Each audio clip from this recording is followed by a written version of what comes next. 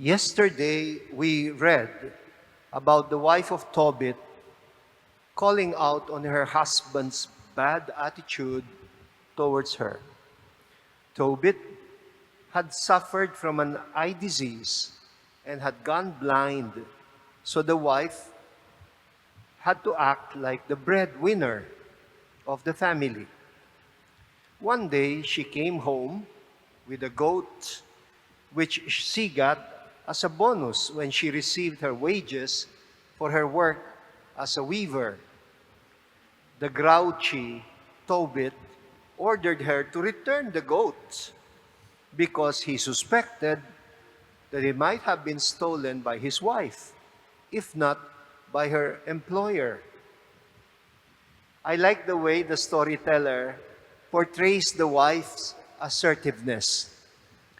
In a roundabout way, she says to Tobit, "Hey, just because I am your wife does not mean you have the right to abuse me verbally. I did not steal the goat. I worked hard for it. How dare you accuse me falsely of stealing?" In today's reading, which continues from yesterday, we are told that Tobit gets very depressed and he prays for death. The second part of the story is another woman, the one who would later become the daughter-in-law of Tobit. We are told that she had been given in marriage to 7 brothers in a row. But they all died, leaving her childless because of a demon's curse. She is also very depressed. And in today's reading, she is praying for death. Tomorrow you will hear about their healing through the intervention of the Archangel Raphael. The background for this reading is rather primitive, and I must say, demeaning of women. They call it the Jewish law of levirate marriage. It presupposes that a woman is worthless if she remains childless after getting widowed. And in order to redeem her, she has to be given in marriage to her former husband's brothers. Kung ilan ang kapatid ng former husband, pakakasalan niya lahat for as long as she's not able to give birth to a child. What do I regard as demeaning here? Well, first of all, the treatment of woman as a property of her husband. Secondly, the traditional tendency to treat a woman like a baby machine and to think of her as accursed and worthless, na para bang wala siyang silbi just because she's unable to give her husband a child. This barbaric thinking is the background to the question that the Sadducees posed to Jesus in today's gospel. They asked him to comment on the case of Sarah in the book of Tobit. If she had been given in marriage to 7 men, 7 na pangasawa, the question is, whose wife will she be at the resurrection on the last day? Kaninong asawa siya daw magiging? When they say whose wife, what they actually mean is whose property will she be? You check the older version of the 9th commandment in Exodus chapter 20.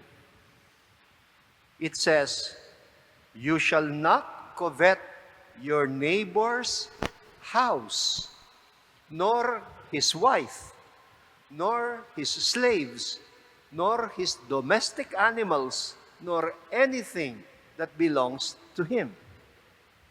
You know, the first time I read this, na-shock ako. Kasi nilista yung asawa as among the properties of the husband. Pangalawa lang siya sa bahay in the list of the possessions of the husband.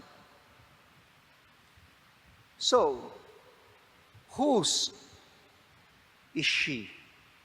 Kanino siya? She is nobody's property. She belongs only to the God of the living. This is the main point of Jesus. A woman's worth in the resurrected life no longer depends on the man to whom she was given in marriage or for whom she bore children. She is a human being. She is a creature equal in dignity as all other human beings created in the image and likeness of God. Kung minsan, I wonder how educated women of our modern times feel when they read such biblical passages that are so demeaning to women. Although we thank God that we have already gone a long way in correcting the unethical and the dehumanizing treatment of women in society, we have to admit that there is still much left to be desired. Thank God for the witness of the Gospels about a young virgin called Mary, whose pregnancy is not to be regarded as a crime. Or about Elizabeth, who asserts her right to give a name to her child despite her husband's silence. Thank God for the woman whom Jesus refused to condemn for a crime that she could not have committed alone. Can you commit adultery alone? Thank God for that woman whose act of love Jesus defended against Judas Iscariot and whose memory he had immortalized. Thank God for the women disciples who stood by Jesus at the Calvary when all the male disciples abandoned him. Thank God for the assertive Mary of Bethany, who refused to submit herself to a society that confined the women to the kitchen. Remember that feisty woman who dared to sit at the rabbi's feet in order to study, to become a rabbi herself. Thank God for Mary Magdalene, whom the Lord had chosen to be the first witness to the resurrection, and whom he had sent to be an apostle to the apostles. Also, for the many women leaders, community leaders in the New Testament, women like Priscilla, Phoebe, and Junia. Oh my goodness, it has taken many centuries for us to correct our sexist, misogynistic, and blatantly unchristian attitudes towards women.